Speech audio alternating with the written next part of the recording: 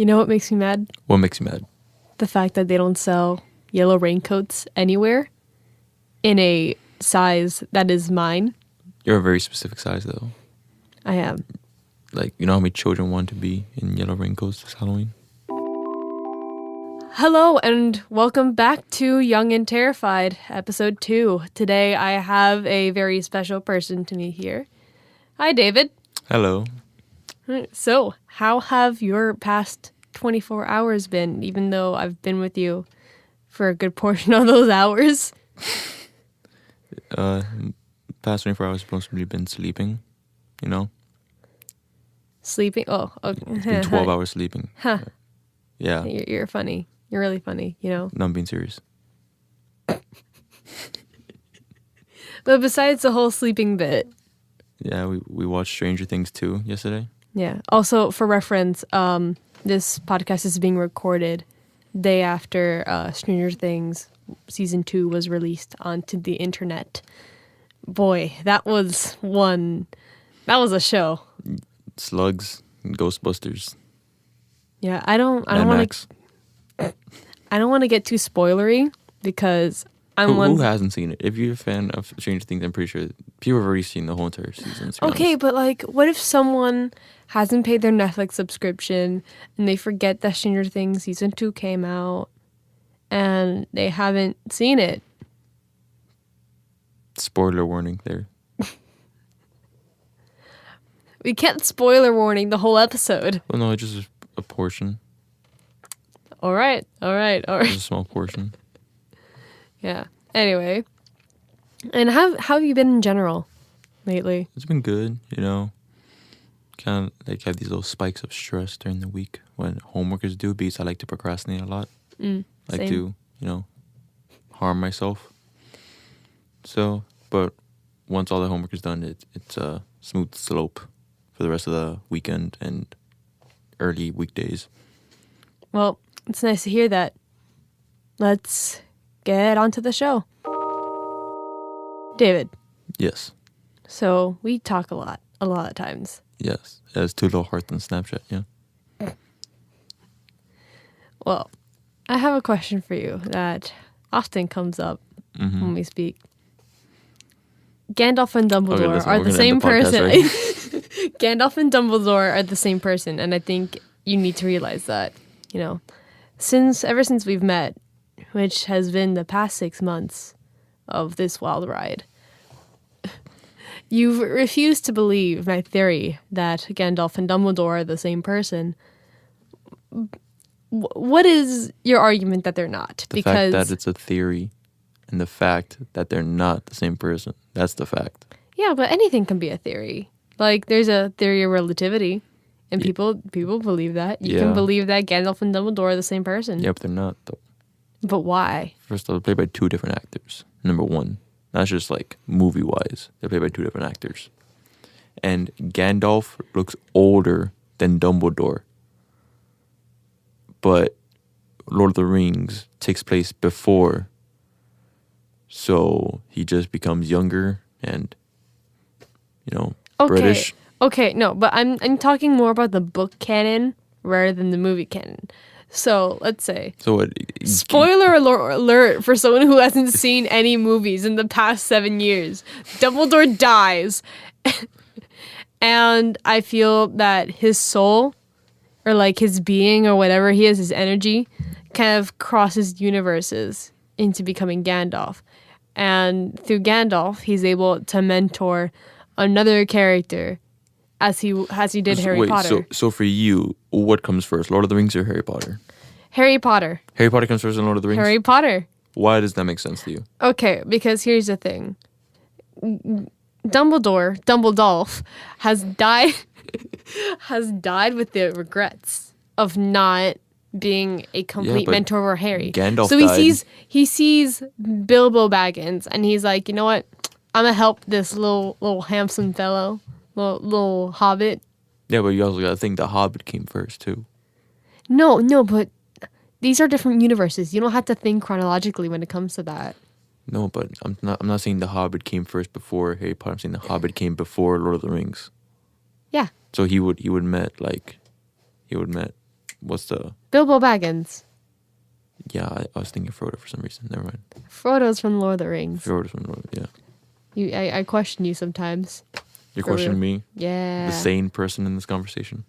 The sane person. The sane. You come on my podcast and come to just ridicule me. Invited. I'm invited. I'm just barge in here and like, oh, let's record. I don't think there's anything that can change whether I believe that Gandalf and Dumbledore are the same person, which is correct. Their real name is Dumbledalf. It's Gandalf and Dumbledore together. Gandalf is like straight in Lord of the Rings and The Hobbit, and then I'm just become gay for Harry Potter. Yeah, I mean, it's also It's all loosey goosey like that. But here's the thing, the whole Grindelwald thing, that J.K. Rowling just keeps on adding things on Twitter, like after the movies and like the books have ended. I find that kind of ridiculous. Why? It's her. She can do whatever she wants. Yeah, like she wants to do everything, like whatever she wants. But I honestly, okay, what is your definition of canon? What makes something canon? Anything created by the creator. No, but like, okay, you're aware of Porter Robinson, right? Mm-hmm. Music person, yes. EDM producer, great. Mm-hmm. Earlier this year, out of his, I think maybe 3 album long discography, I don't know how to say that word, discography, whatever, that word.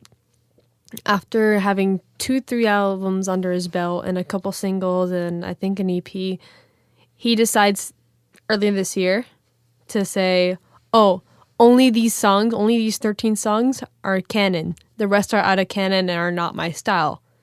Therefore, the artist can kind of like, some things that the artists say don't have to necessarily be canon. Rather, it can be an alternate universe in which Gandalf is... Yeah, but you're talking about music here. Yeah, no, but I'm equating that artistry of making something canon and making something not canon to like an author. Oh, yeah, but like those songs that he said, that are not canon, did he make those songs? Yeah, he made those songs. Then what's wrong with them? Oh, you need to listen to it. You need to listen to Spitfire because it's not, like his first album, Spitfire, is nothing like his last album, Worlds, which, oh my, it's an experience. Something you really need to experience. I just think, okay, whatever's created by the guy that created like the core stuff, it's staying. Like, okay, like in Dragon Ball, right? There's so much continuity errors. I swear to God. Look, there's Dragon Ball, which is like normal, created by the guy, and there's Dragon Ball Z, which is created by the guy. And years later, the producer said, "Oh no, we need to make more money. We need more of this. That cash." And then they make Dragon Ball GT, which no one likes, and then that's not canon because the guy says, "No, I didn't make that." And then all the movies that came out for Dragon Ball Z are not canon either, because they weren't created by the guy. Only the TV shows. And then Fox came out and like, you know what? Let's make a live action version, and that's not canon either. So like, I'm going by what I know. Okay. Also, I just want to say, your love for Dragon Ball Z. What about it? It's great. It's fantastic. 10 out of 10. I've been a fan for a while. Quite a while. I have a couple of years of fandom under my belt. A couple years? Yeah. A little more than that. Yeah. Anyway, that's that. You'll never change my opinion on Gandalf and Dumbledore. It is what it is. Change comes slowly.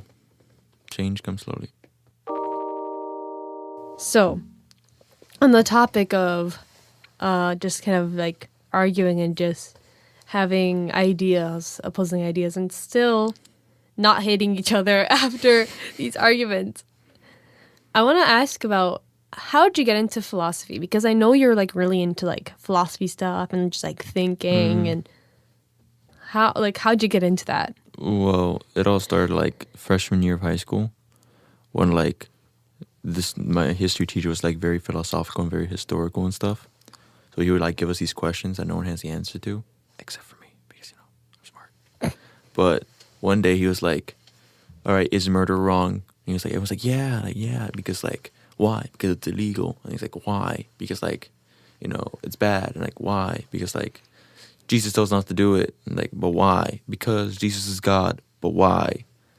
So Every time I'm like, man, that's a why is murder bad? Why because like the Nazi style murder was okay. And you're on a list now. You're now on the list. Yeah, totally. Anyway, what was your answer to that? Like I said, like when it was my turn, like to answer, I said like, oh, murder's relative. It's like my catchphrase, everything's relative. So I said murder's relative, and then he's like, oh, how so? Like, well, the Nazis thought it was great to murder all the Jews. He's like, oh, so it just depends on like the government and the people. I'm like, it depends more on like religion, government, and majority rule. Because that's what everything is.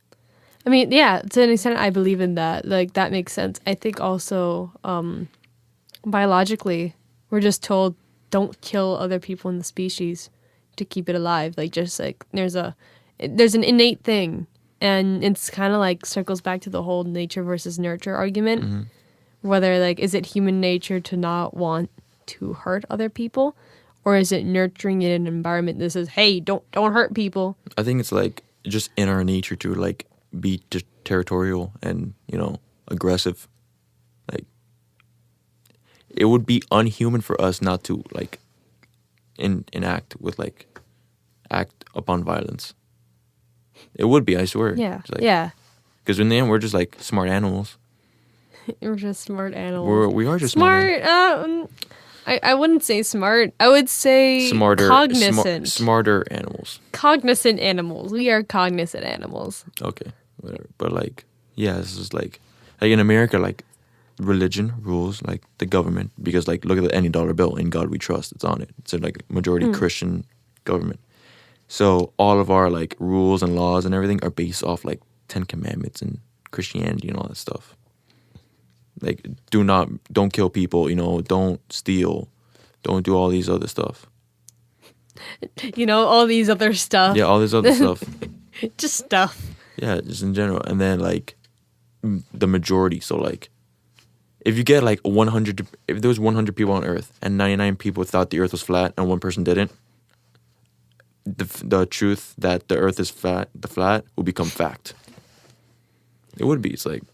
Funny enough, in class this week, a teacher and I, we're both very sarcastic people, and we decided to kind of trick a student into believing that the Earth is flat. And, like, we were both like stating our arguments, like, yeah, Earth is flat. Yeah, no, that's true. It's totally true. And then we're just discussing different Earth theories, like concave Earth, and I'm like, at that moment, I'm like, Hollow Earth. Hollow Earth. Yeah, Hollow Earth. And yeah, at that moment, I'm like, this is a good class. I like this class because I like messing with people a lot. I don't know about you. And I actually know. I'm pretty sure. Yeah, like I convinced like 20-something people that it was flat. Disclaimer. We do not think the Earth is flat. Yeah, like, come on. It's been like, everyone thinks like, oh, Christopher Columbus was like the person that discovered the Earth is round. Like, no.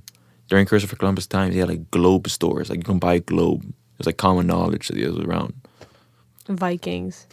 Yeah. Like, Leif Erikson was the first like European to go to North America. Yeah. And what else is like, and then like, I forgot who it was. Like, some philosopher guy, I forgot what his name was, but like thousands and thousands of years ago, he calculated the circumference of the Earth, but he was only like 100 miles off, or like something like that, or like very, very few off from like the actual calculations we have nowadays. Well, now I'd like to go into another topic that holds near and dear to us, and that's memes. And I feel memes are a huge part of being a teen in America today, or at least a teen anywhere, because it's a person in general. Yeah. Memes have kind of like become part of culture, which is really cool. And I love culture. Yeah. There is meme culture. There is a meme culture. So what do you have to say about memes? What do you think of memes? I think like memes are just like those jokes, but I feel like they evolved recently. Like especially like in the 2010s and stuff, after like the election happened, and they're more like a way for people to like like in the old times, you see all this like this propaganda stuff. Like people like write propaganda, like they put it on walls and they draw it and stuff. I feel like memes are also like yeah, that was essentially a meme. Yeah, like everything's a meme. Everything is a meme. Everything is a meme. It is. I want that on a shirt. Everything is a meme and art is a lie. Name one thing that isn't a meme. You know what? You're right. Okay. Yeah. I can't think of one thing that couldn't be memed. And also, funny thing, how I just use meme as a verb. And you can, meme can be used as a verb, as an adjective, and as a noun. Can it be used as an adjective? It can be. It's a meme. It's a meme. There. Memes can be anything. It can. Yep. And what is your favorite meme at the moment? Because for me, it changes from day to day. My favorite meme. Sorry, I gotta go back into data files for that. You're just scrolling back in there. I don't really know. There's been a lot recently. I don't think like my favorite one, but like one that's gained popularity is like I had to do it to him, like that guy in the white standing on the sidewalk like this. Oh yeah. And they just replace it with like a bunch of other images and stuff. Yeah, the prep dude that's on like the sidewalk. Yeah, this meme's gonna be like outdated like in a month. You already know. Yeah, I remember seeing it actually like a year ago on like Tumblr. Oh, you were the first. You were on that. I was on that meme. I was profiting off of it. And are you aware of the meme economy? On Reddit, yes. Yeah. The meme economy is a beautiful place. I don't invest, like the flow is constantly changing. Like you don't know what's going to be next. Yeah. Actually, there was, oh my God. So someone decided to post a screenshot from meme economy onto Reddit's Facebook. I think it was a bot. I don't know. Or it was a person. I have no idea. Mm-hmm. Anyway, someone posted a screenshot from meme economy onto the Reddit Facebook, I believe. It was just awful. Like that day on that subreddit was the worst day because they're like, oh, we've gone normie, guys. We've gone normie, and like abort, jump out the plane. It was like a stock market crash. Like this was like the Great Depression, the Great Meme Depression, if you will. It was not a good time. Not a good time. Sad day in meme history. Yeah, this poor guy like got like witch hunted for like posting it on the Facebook. They're like, why would you do this? Why would you make this whole subreddit normie? It was a fun time. It was a fun time to like watch from the stands. It was an awful time to invest. Also, you gotta be honest, like they're freaking witch hunting a guy for like posting Reddit on Facebook and stuff like that. Like, I mean, isn't that the whole deal of Reddit? Reddit's just witch hunting all the time, yeah, right? I know, but I feel like also like the internet memes in general is also like an outlet for people just to like express their racism. It is. I feel to a certain extent. All these closet racists are just like, hey, I'm anonymous now. Yeah, I feel to a certain extent it's like that. I feel people make too many generalizations about the internet because, yeah, like on the one side there's like not like literal Nazis just on the internet, but then there's good people doing really great things on the internet, like the Trevor Project. It's a spectrum. Like the Trevor Project, who they help LGBTQ youth, and just a bunch of other different organizations and different groups that have spurred from this big thing we call the internet. And to think that just I think less than half a decade ago, like it didn't exist. But now that like not half a decade. What am I saying? No, half a century. Less than half a century ago, it didn't exist. But now it's made its own culture. And there's also different subcultures in it, which I would like to move into another subculture and kind of a meme that we're both you both really like, vaporwave. Aesthetic. What are your thoughts on vaporwave? Like, the YouTube video Macintosh plus 420 vaporwave is pretty dope. I like it. You like it? And like, what do you feel about like the art style? Like, And it's cool because like this glitch art stuff that I'm really into. And so like, when people think of like 80s and vaporwave, they usually think of Miami. And we live in Miami, so that's so like I relate to all the palm trees and dolphins in the water and stuff like that. yeah, And even to stuff that's before my time, like freaking like Game Boys and well, like I had Game Boy, but like I'm talking about like the old Game Boys and like old Windows, like Windows 95 and stuff like that. Like I never experienced that, but like I wanted a it's Game cool. Boy when I was really little, but You're a girl though, so yeah, no, they didn't have a Game Girl. yeah. Game Girl and Boy. Unfortunately, they did not have a Game Girl. No, but I had like a Game Boy Advance. I didn't have like the old Game Boy. Yeah, but anyways, yeah, Miami I feel is the home of vaporwave, and I'm glad to live in the midst of it. I mean, suburban Miami, not so much, but No, like Miami Beach yeah, specifically. Yeah, there's a lot of things relating to like 80s aesthetics in Miami and stuff. Like Kung Fury, the Netflix movie, that takes place in Miami. yeah. Kung Fury is a very special movie. It was entirely Kickstarter funded, right? Yeah, it was. Yeah. So it's this very vaporwave, very satirical film.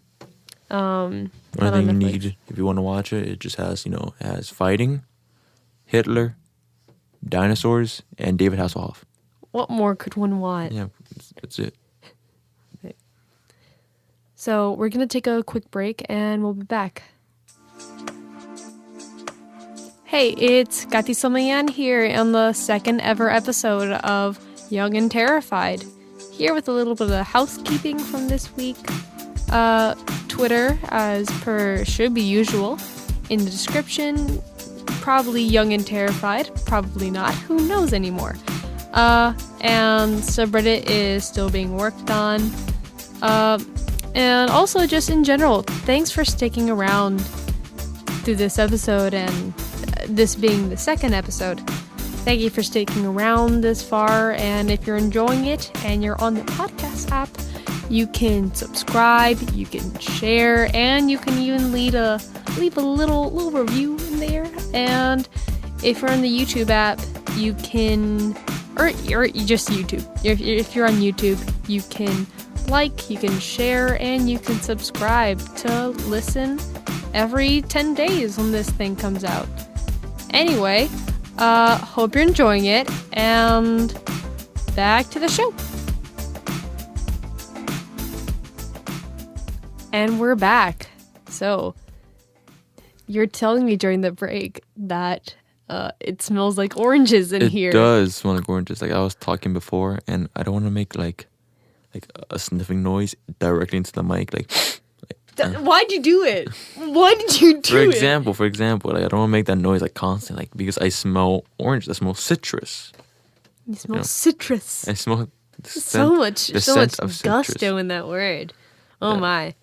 Anyway, I've meaning to ask you, who would you meet and why? If you can meet anybody, Stanley. why? Bucket list. Shake Stanley's hand before I die, and before he dies too. And like, why Stanley? Like, why not Logic, who I know you like very much? Because, like, when I was little, my dad introduced me to Spider-Man. Like, I was like 3 years old, or like however old I was when Spider-Man. First, I never saw Spider-Man 1 with Tobey Maguire, and I never saw Spider-Man 1 in theaters. But I saw it on DVD, and then I saw Spider-Man 2 like 4 times in the theaters. Like, 4 consecutive times in the theaters. Like, when I'm like, oh, what movie you want to see this time? Like, oh, Spider-Man 2. Spider-Man 2. Over and over again. That's my favorite Spider-Man movie, hands down. Spider-Man 2? Spider-Man 2 is my favorite Spider-Man movie. How do you feel about Spider-Man 3? What? Spider-Man 3, specifically. This is Spider-Man 1, then Spider-Man 2, and then Andrew Garfield. What do you mean? Spider-Man 3 was just a mess. It was like, I don't know. It's like so many villains, and then like that weird emo Peter Parker scene where he's walking down the street. He's like, If snapping his fingers. anything, that is the best part of the Spider-Man. It's a meme now. That's what it is. It's a meme. That's exactly why Yeah, I like but, it. if you're going there to go like, oh man, I'm so excited, Spider-Man, he's gonna do all these cool things. And he's walking on the street like pointing his fingers at women. And he's like, yeah, and he's like snapping his fingers and walking to a clothes store. Like, think about it. Like, you hear the music playing while he's walking down, but like in reality, there's no music at all. Oh my god! I just realized that. Yeah, so like I just to realized everyone that. else, he's just like, yeah. And like, come to think of it, He's like a womanizer in that scene. come to think of it, in every movie, like if those movies were real life, you wouldn't hear that music. Yeah, There's no music in anything. On YouTube, it's been like my favorite videos. It's like it gets scenes from movies, and then just like plays it without any background like music at all, just like the natural sounds. And there's the video of Peter Parker walking down. You hear like his footsteps, his finger snaps, like birds chirping, and like the regular stuff you would hear down like a sidewalk in New York. And it's like the most awkward thing ever. Oh my god! I would not be able to watch that. That feels harmful. Yeah, but I want to meet Stan Lee because he created all those superheroes I like, and he's a pretty dope guy. Excelsior, Yeah. Yep. It's basically like, oh, David, let me just get this Play-Doh. Let me mold your childhood right now, and then there you go. Have fun. Hey, look, childhood, David, childhood. Yeah, you guys can be Here you good go. friends. Yeah. You know who I would like to meet? Kanye. I would Kanye's love crazy. to meet Kanye. Okay. Kanye's either an evil genius or a complete psychopath. That's exactly okay. I would love to sit down with Kanye and talk just business about like how he was able to come from basically nothing, make it in the rap scene, and then make it in fashion, and then somehow, and not really somehow, but like end up with Kim Kardashian, who is maybe a match made in hell. Quite possibly a match made in hell. I just want to talk business with him and just say, how'd you do it? And like reverse engineer his business practices. And I feel like it'll go down. Like, have you seen that one interview? Like Shade 45. It's like, you ain't got the answers, Sway. You ain't got the answers. It's just going off. I wanna tap that crazy genius part of him. I really do. He's crazy. So we're coming up on the end of the podcast, and David, I would very much thank you for being on. No problem. Is there anything you'd like to plug? Anything at all?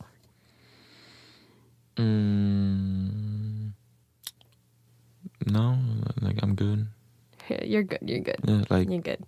You're not fame hungry. no. You're not fame hungry on here. I'm not. Well, go play Bloodborne and Dark Souls 3. there you go. But before we go, I would like to ask you a question. This podcast, for the most part, has been mostly about being young. But now we're going to talk about the terrified part. Or not terrified. Where do you see yourself 10, 20 years in the future? 10, 20 years. Well, 10 years I'll be like 27.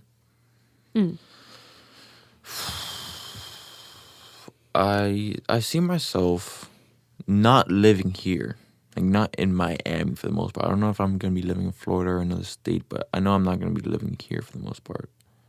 And then by 27, I see myself living by myself and hopefully having my dream job, which is like creating video games, like designing them. Not the coding part. The coding part's like hard. Like I can do it, but like I don't want to do it.